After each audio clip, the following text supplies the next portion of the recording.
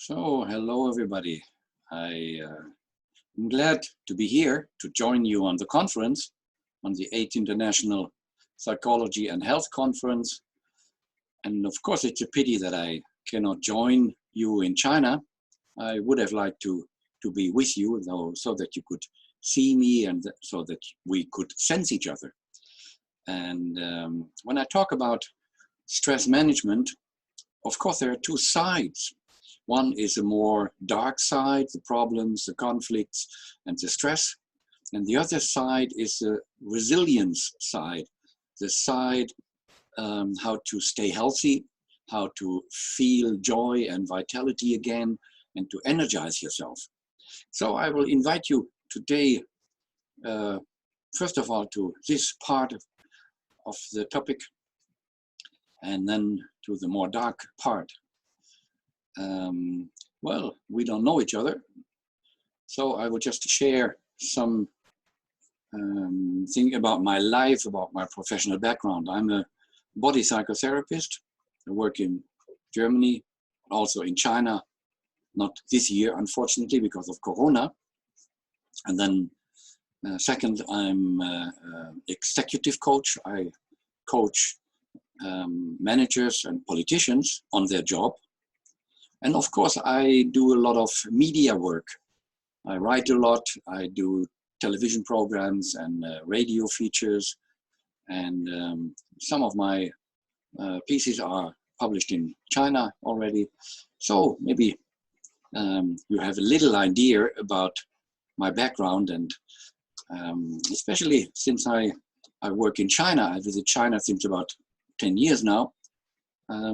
I think it is very important, especially in China, to address the topic from the perspective of joy and vitality.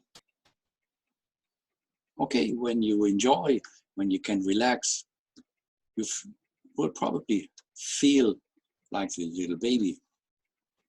And to feel this also is connected to be carried by someone or by your group, your peer group, or by society, so that you can feel safety and trust when you relax.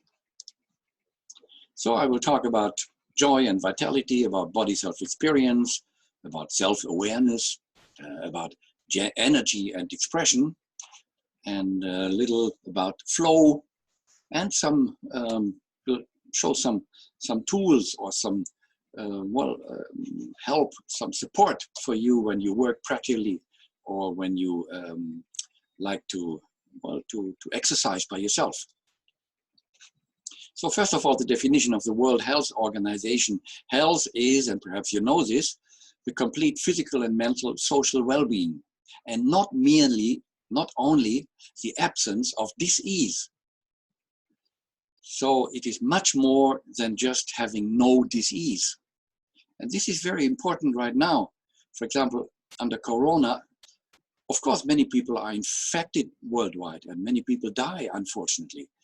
But on the other hand, much more influence or much more impact has been put on the psychological, the mental and the emotional well-being of people. So you know how important it is. Joy and vitality. Well, you will see the photos and you will realize it once, and perhaps you remember your own children or your childhood, or when you see those dancing people in the park in Peking or Shanghai or Xi'an. And vitality, you can see the couple, but also the boys, just being so impulsive, and they live for it. You know, you can see this by their impression, by their expression. So when I talk about this topic, I talk about body self-experience, and of course how this is connected to personal development and growth. Let me talk a little about the senses. We have the vision, the hearing, the smelling, the taste, the touch, and proprioception. This is, so to say, the sense to be aware of your body wherever you are in the world. And the vestibular, I mean, this is something in between the ears and the brain, and it helps you to balance yourself and not to get crazy by this. And these two sentences are very important, and many books and they don't write about it, or in the training you don't face this proprioception so much. But I think this is a very important, I mean, inner sense of yourself. And proprioception is the sense of position in the world, where you are and how you are. It's the knowledge about how and where the body is moving. And this is gained by those proprioceptors, you know, inside, I mean, so to say, parts in the muscles, in the joints, and wherever in the body, so that the body in himself can sense himself. And this, of course, is touched or, I mean, moved by movement, by doing, by awareness at the same time. So you don't move, and then you are aware of it. You move, and while doing, you are aware of it, and this helps you to go on and not to fall down on the ground. I will show you a little video so that you can get an impression.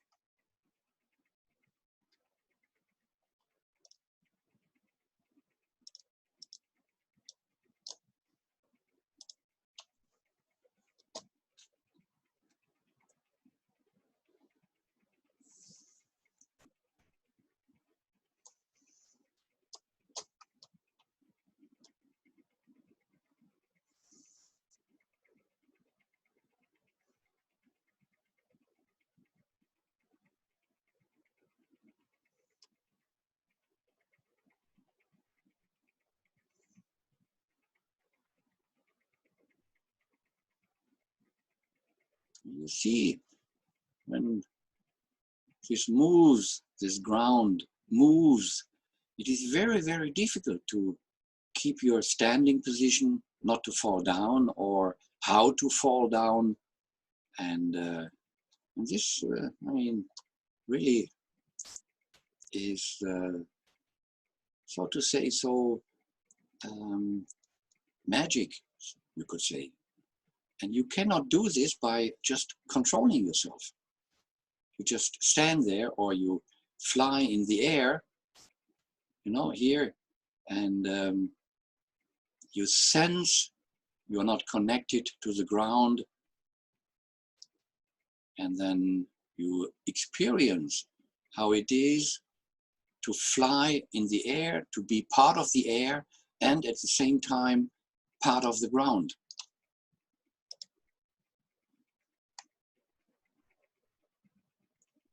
And just imagine you would be this lady flying and flying, and you cannot control this. You cannot really be consciously aware of it, but your body inside senses what happens. The body senses and still has an orientation. And so I would just skip a little. It's another way how to experience this. This is a demonstration, but you know, you fly and you almost fall, but you will not fall. So by this experience, the body can learn trust in himself. And this is a very important, how to say, experience. Coming back to the brain, of course you can learn something by reading, but the more your body is involved by reading and watching, saying, talking and doing, the more of your brain is touched and involved. So self-experience, I mean, in daily life, means to have a good body self-experience, to be trained in this, to be used to it, familiar, and also be experienced under stress, become familiar with your energy, with your charge and discharge of energy, just to be loud and soft and gentle, NFV, and that you know about some kind of patterns of behavior and reaction and feeling of yourself. And this, I mean, leads to the experience that something comes into your awareness and finds relevance. So you don't control and structure your life, your experience, but you are open for the world to evoke in yourself, to be born in yourself. And this is a very complex sensory perception. And all the body is involved. And this, I mean, begins in the womb, when you are not yet born, in the dialogue with your mother, with the womb. The baby learns this process of experience. And this gives information inside the body, but also in relation to your partner or the mother, or the surrounding context. So it is well, necessary, I would say, to help people, especially children, to become familiar again with this kind of experience, because this improves self-motivation.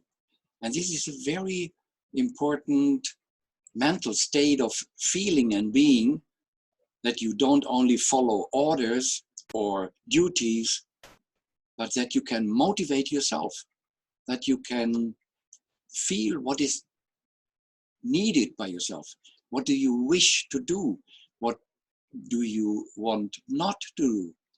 So that you can be in contact with the duty, with the order, with your job, or with your relationship, and feel and experience both what the context is expecting from you and what you need to experience.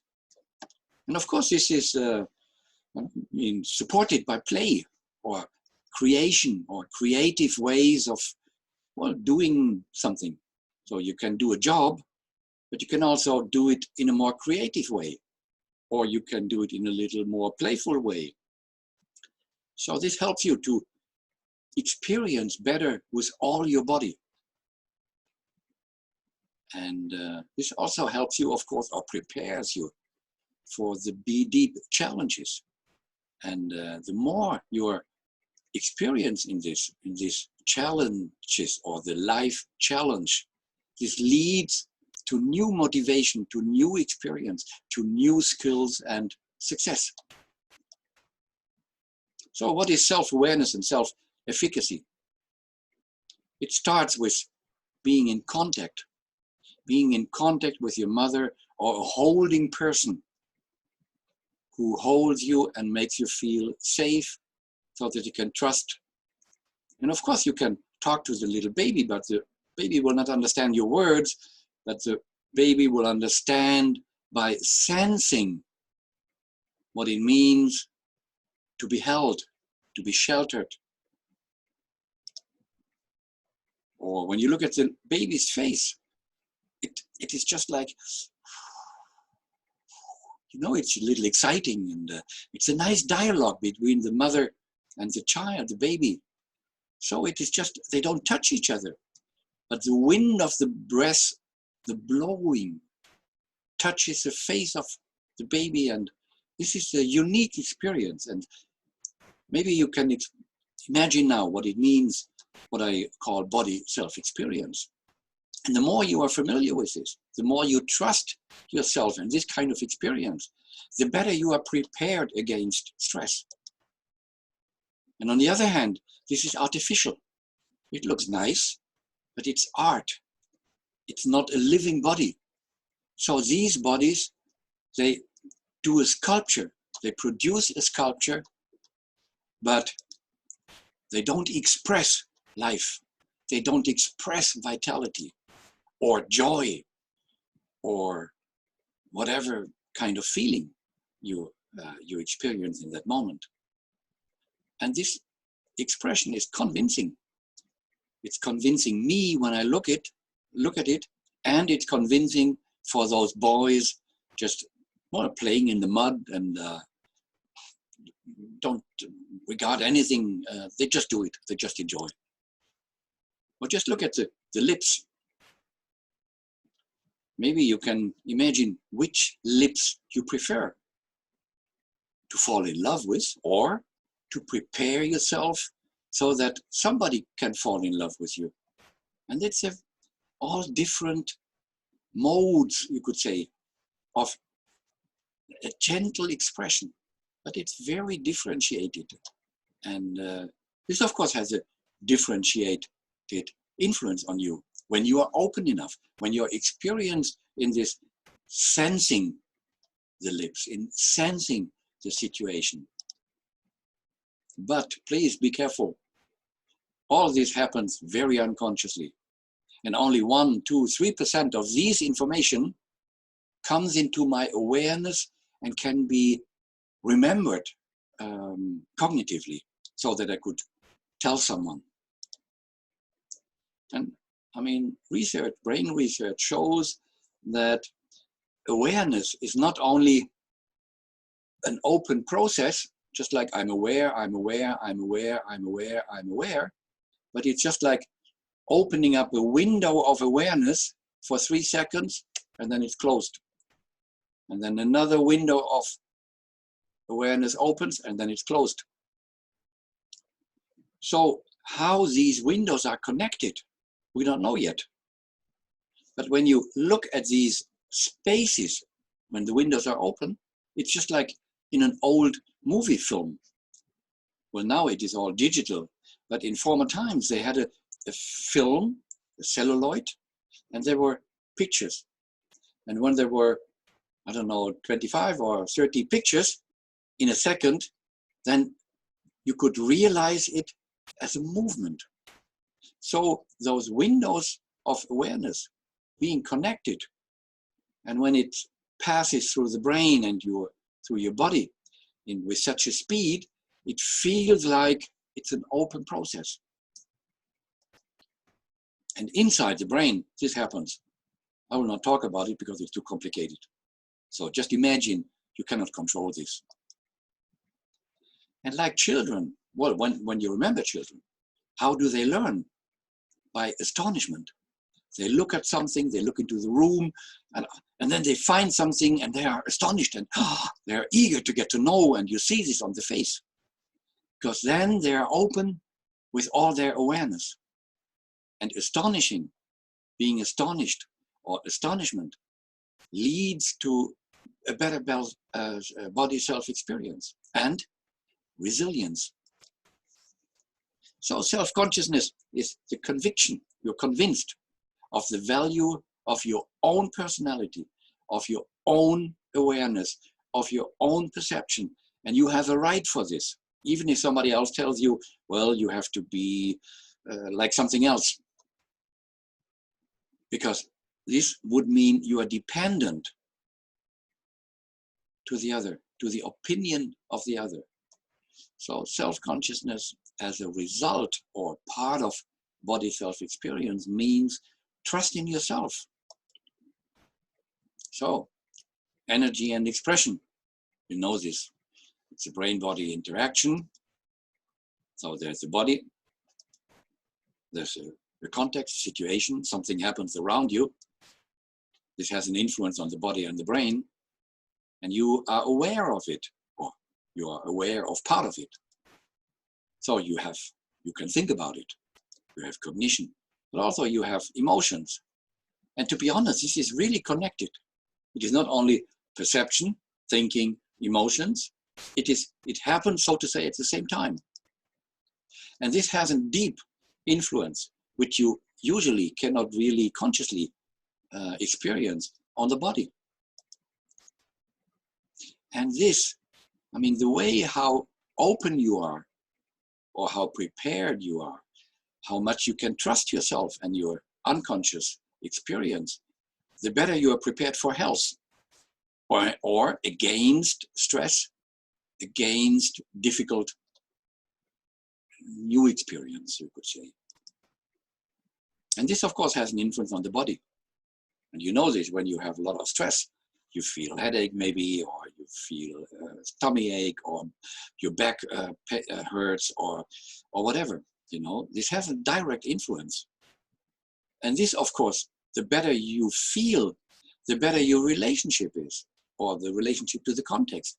On the other hand, the worst it influences the relationship and the context. So when you have headache, of course, you know it is not good to go out for dancing with your partner, because then you have headache, you are somehow in not a good mood, and then maybe some kind of conflict will be with your partner. So better keep a rest, be open again, so that you can re-establish your inner balance. And now a little view back to theory. So to say, there is the energy, some kind of, when you're born or in the womb, you are of course a body, you are of course a developing body, but mainly it is some kind of energetic reservoir. And this reservoir, this charged or discharged and charged again, this is a reservoir of excitement. For example, when you remember a child being born, the baby is in the world, and then it moves, just like it's excited. Or pregnant women, when you ask them, maybe in the 6, 7, 8 months, they feel the excitement by the movement of the baby in the womb.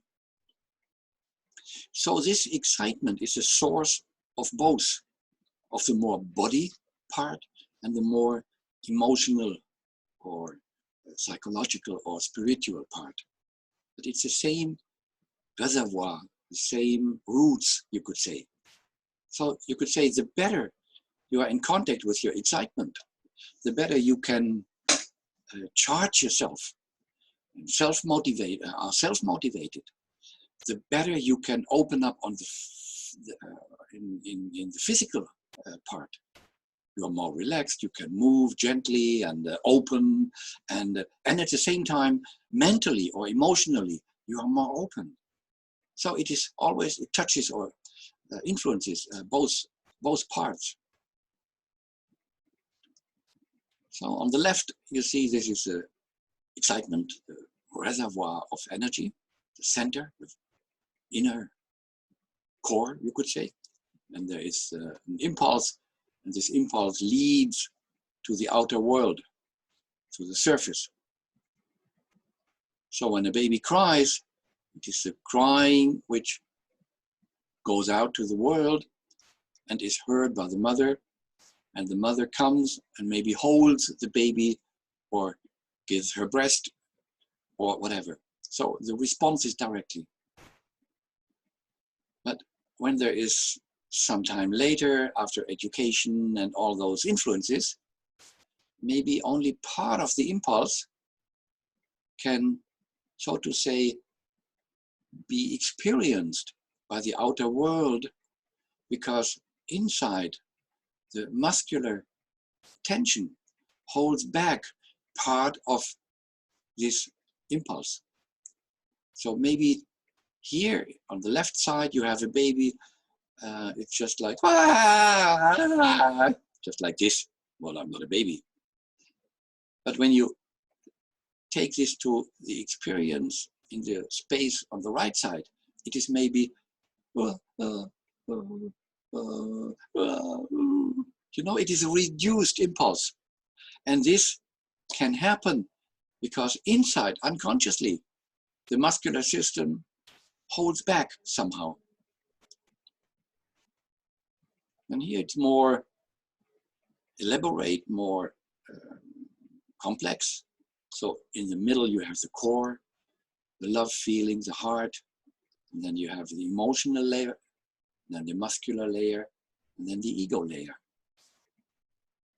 And when, you know, in the best, or in an ideal, you could say, in an ideal situation, the impulse will go from the core past the emotional expression, the muscular system, and can join, so to say, the ego part of life, the cognition, the cognitive layer. But when there's something in between, missing or restricted or strained or tensed, then only part of this impulse can come to the surface. And working with energy, when you do it at home, for example, I mean, in your daily life, or when you do kind of exercising, look for charging and discharging, and don't only run like this, you know. When you run, for example, jogging or so, well, just do it in a more, you know, in a more charged way. You can sing a song, or, you know, you can well, move in different ways, and or that you feel and sense how it is to be part of the flow of energy by running. Or when you learn how to contain, how to structure yourself, you know. So these are parts or aspects which you can be aware of when doing some sports, or in your daily life when you just move crossing the street. So now I will tell you something about the bioenergetic concept. This is a body psychotherapy concept based on psychology, psychoanalysis, and a body approach, dance and movement, and other concepts of body expression. And this is, so to say, the circle of tension and relaxation. I will just explain. This is the main experience and main concept of the bioenergetic analysis. I will just show you, and then you can well, relate it to this picture.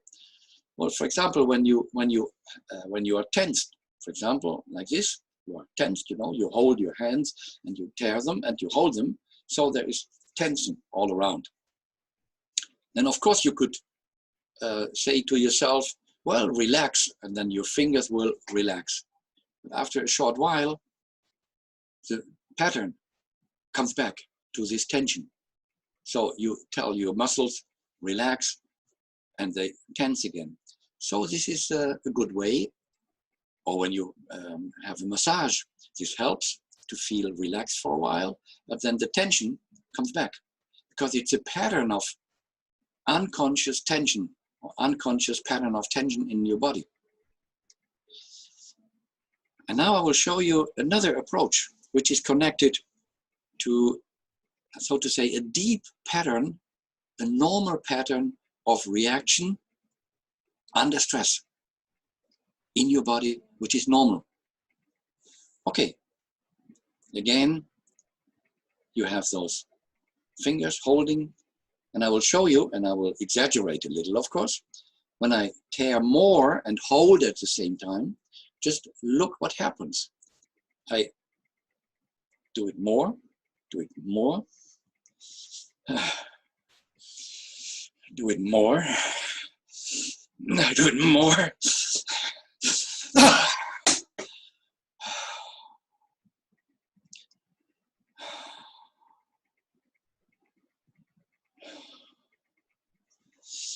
So I will just tell you, well, I'm still alive, you know. So I will just show you the pattern, the pattern which is part of the automatic reaction of the muscle, of each muscle. You have tension, and then I increase the tension. And of course, then I need more oxygen, then I have a deeper breathing. So I have to open my mouth automatically. And then when I open my mouth, there comes a sound. A sound is to be heard. And of course, this is connected with some feeling. Well, I want to hold, and I want to charge, and hold and charge. So my emotional system is activated. And when, of course, I feel more stress in my body. And then you have some kind of shaking or vibration or trembling. And this is an automatic reaction of all muscles in such a situation. And then just be aware of the climax. The muscle cannot hold this tension for too long. And then the muscle by itself lets go. So you don't have to do a massage, or you don't have to think about it or to control yourself, because the muscle by itself can open up and let go. And then you have softer vibration and softer automatic feelings, softer feelings, a softer sound. And when you are present again, when you are back, you are relaxed and you are vitalized. And this is a big difference to massage or breathing therapy or whatever concepts there are. Because then you are relaxed and vital and energized and charged. So I mean, one of the brain concepts behind this is the neuronal oscillation. That means it is important to connect this, so to say, this oscillation from the inner and outer part of yourself in the context, so that this is somehow connected and that leads to balance, to harmony, to an inner peace. And awareness and perception is open, is vitalized at the same time. We can go to the dark side. I told you about the dark sides. So for example, you have a crisis, you have a problem, then you, everywhere in the world and always, you undergo or you have to pass different phases of feelings, of, so to say, to the process of feelings, so that at the end you can act again and you are not only bound to the problem or caught by the problem or abandoned by the problem.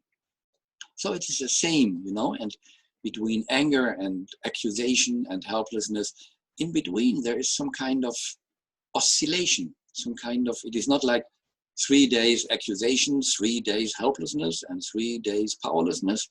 It is just like, you know, a bit more, and there's a little powerlessness, and then a bit sadness, and then powerlessness again, and then maybe the feeling of, oh, well, there is still someone in my life, you know. It is just like this oscillation, which is part of life, or which characterizes life, or a healthy life, a healthy organism.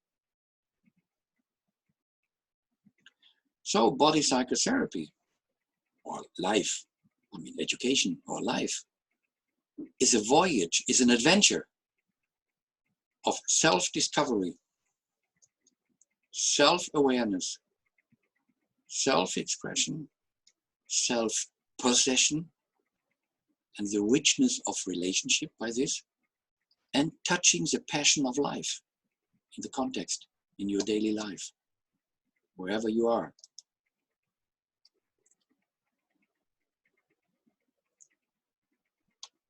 This is connected to the way how you are grounded in life, how stable you are, how you are open to the dynamics, to the process by breathing and the excitement. And all this, all phenomena are one process. It is not 1, 2, 3, being like a chain. It is one, so to say, one creation. And this very early, even in the womb, structures the body. And so to say, the way how I can handle excitement and charge and discharge, and how this influences my life later.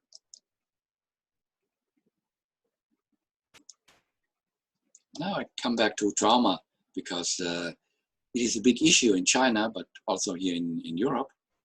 And especially nowadays under Corona, especially here in Europe or in America, there's a big trauma experience under Corona, because people There's no medicine, no vaccination, and that's a big danger. Nobody knows when will it happen, when will I be infected. So many people, they lose their inner orientation, they lose the inner trust, the self-trust. And because, I mean, the world was not ready for this. And experiencing this means that I'm completely caught by this experience, by this deep impact. And this leads to this kind of deep impact or trauma, to loss of safety feeling, loss of danger cues, loss of trust. There's a shame. How do the others feel? And maybe I feel too much, yeah, you know, or loss of intimacy. I'm not safe in myself, in my own intimacy. There is dissociation. There's, well, many effects which you perhaps know already from yourself or relatives or clients. But it's a deep, so to say, dissociation and disconnection to the body. And you try to understand, or by cognition, you try to help yourself. This is important. But still, deep inside the body, the trauma experience is, so to say, fixed and bound in the muscular system.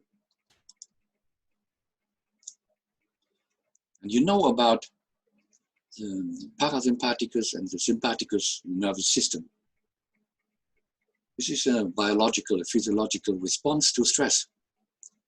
But, and this is the result of new research, there is one nerve, a very specific nerve called polyvagal nerve. And this nerve is connected with the sympathicus and parasympathicus, and this nerve stimulates the reaction of sympathicus and parasympathicus. So they don't start by themselves. They are, so to say, well, influenced by this polyvagal nerve. And this nerve tells them, well, it is stress, but not real danger. Or this is stress and real danger. So this is a part of the autonomic nervous system. It stimulates the autonomous reaction of systems of reaction in the body. Supports the positive self-regulation within the body, because this, when this nerve says, well, it is stress but not danger, then you are in a much better situation to react to stress and to handle stress. In contrast to the situation when the polyvagal nerve tells you, okay, be careful, there's a danger, then of course you will hold yourself and you are anxious and you are under panic, and you influence all your body, and the impact on all the body is too big. So it touches the whole personality. And I can show you, well, this is quite important. These muscles here, these are the psoas muscles. They are inside in the lower belly and in the pelvis. And these muscles, they unconsciously, automatically react under stress. And I can show you just for a moment. Well, for example, when there is stress, I will do it like this. I don't have stress now, but when there is a traumatic experience, maybe you remember this, my body reacts like, oh! Oh! And this can be done by those muscles inside the pelvis and the lower belly. They are very important, but, and this is very good that they can react like this, because I can shelter myself.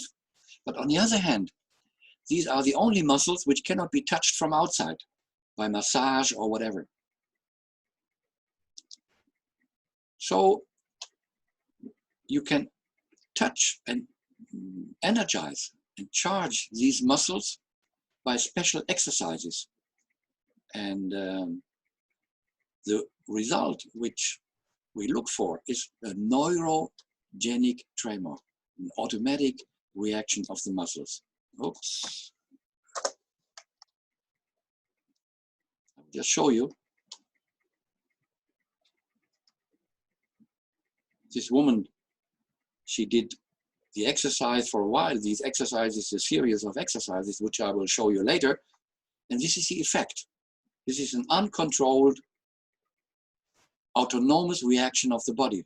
And you can see, especially this part, the lower pelvis and belly, there is this slight vibration, and it goes through all the body, to the arms, and this cannot be controlled. You can stop it, but you cannot really control it, and it's good because it's a normal, automatic reaction. And it is analog to the shaking of wild animals. Maybe you have a dog. When the dog is stressed too much and is allowed to run outside, he will, first of all, he will shake himself to get rid of all these tensions in his body. And if this tremoring, this vibration process is suppressed, there is a reduced resilience. So you are not so well bodily prepared for stress and for difficult situations. And these tremors, they are very important because they help us to survive in the world. Which means if something bad happens, some stress or trauma in nature or in situation where you cannot talk to someone, or then this vibration helps you to get rid of those tensions. It is part of the instinct, procedural memory. So we have it inside. We don't have to learn this, but we have to relearn because our body forgot about it, because the body has, so to say, blocked this kind of competence of the body.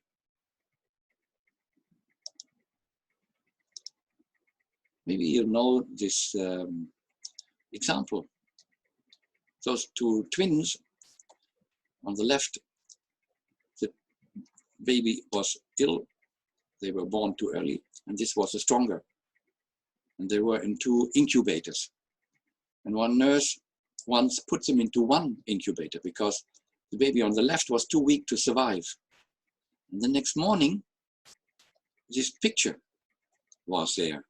So the stronger baby, the brother, put his arm around the sister, and the inner functions, the inner systems, the heartbeat and so on, recovered day by day. So this touch, this connection, this contact helped the inner systems to reactivate, to be revitalized, so that both could survive. Maybe you know this resilience, that is a competence to heal yourself or to stay in a more healthy situation when there is stress and strain outside. And you can experience this the more you have control on the situation, or when it is predictable. When you are connected or affiliated in a social community, in a group, in a peer group, and when you have a sense of coherence. So these 4 aspects are necessary to be more healthy without doing something, without medicine, without any special program. And this leads to 3 main mental states. I have people who like me and people who help me. Secure basis. I am a lovable person and respectful for myself and others. So it's self-esteem. And I can find ways to solve problems and control myself. So this is self-efficacy. So, the more you are resilient, the more you can take profit out of these competencies. I will not talk too much about those flow conditions. That means the more you are in a flow, in your experience is like a flow of experience, the easier you can, I mean, regain vitality or joy or resilience. So when you know what to do is helpful. Knowing how to do it, knowing how well you are doing, you know, or how perceived skills are. So these aspects are very important when you want to help people, consult people, or when you do a job. Just look for these conditions because they are, so to say, the basic ground for a flow experience, the flow experience of body self-experience. And this experience of flow will intensify your focused concentration. A sense of ecstasy, you remember the boys playing in the mud, which is ecstasy, you know, it's just expression.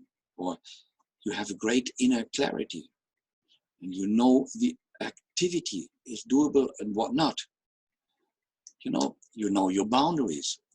So the more you are experienced with this, under the conditions which I just mentioned, the easier you have a chance and will be able to experience a flow of body self-experience.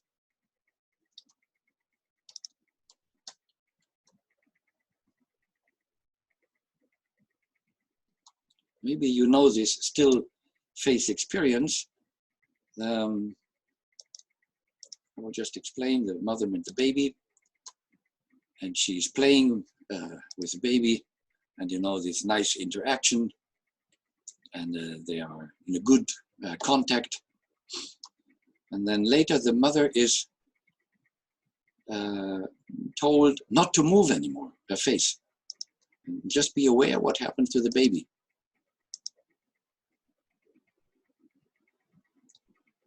The baby wants to attract the mother's reaction. Points at something, but the mother does not move. And makes expression, you know, he wants to reach out to the mother, and then she starts crying, and, whoops, sorry. No.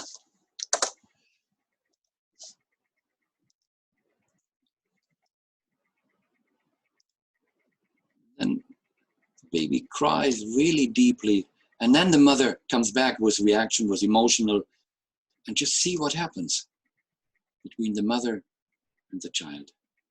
Both can smile again. So this is a flowing interaction which is necessary and which is basic, this is nature, you know. So here are some practical tools at the end.